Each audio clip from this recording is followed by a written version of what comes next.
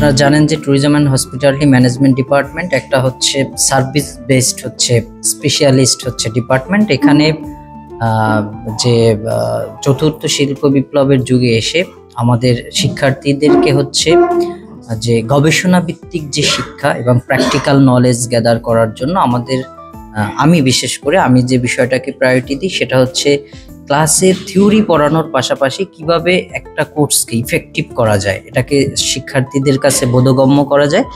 যার জন্য যেমন হচ্ছে কিছু ফিল্ড ট্রিপ করানো এবং আমরা যে গতানুগতিক প্রেজেন্টেশনটা নিই সেটা সবসময় দেখা যায় স্লাইড মেকিং করার মাধ্যমে।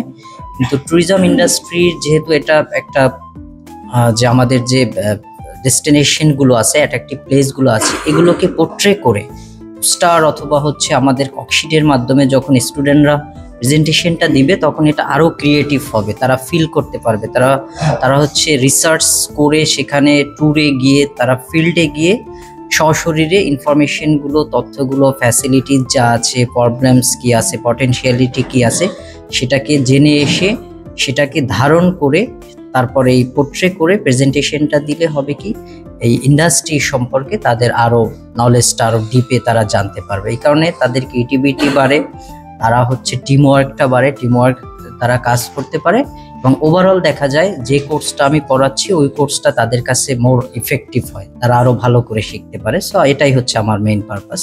এক কথায় তাদেরকে ক্রিয়েটিভ ওয়েতে গবেষণাভিত্তিক শিক্ষা প্রদান করার জন্য আমি একটা কোর্সে এই সকল অ্যাক্টিভিটিসগুলো স্টুডেন্টের দিয়ে পারফর্ম করাই। আজকে আমাদের ডিপার্টমেন্ট থেকে নাসিমিয়া স্যার আমাদেরকে লালন শাহ মাজারের উপর রিপোর্ট তৈরি করতে দিয়েছিলেন। আজকে সেই অ্যাসাইনমেন্ট সাবমিটেড ডেট ছিল। আমরা লালন শাহ মাজারের উপর একটা কোর্সশিট নির্মাণ করে এবং লালনের ভিতরে অভ্যন্তরীণ যত সাংস্কৃতিক বিষয়ক এবং অন্যান্য যত সম্ভাবনাময় বিষয়গুলো আছে তা আমরা ফুটিয়ে তুলেছি কোর্সশিটের মাধ্যমে।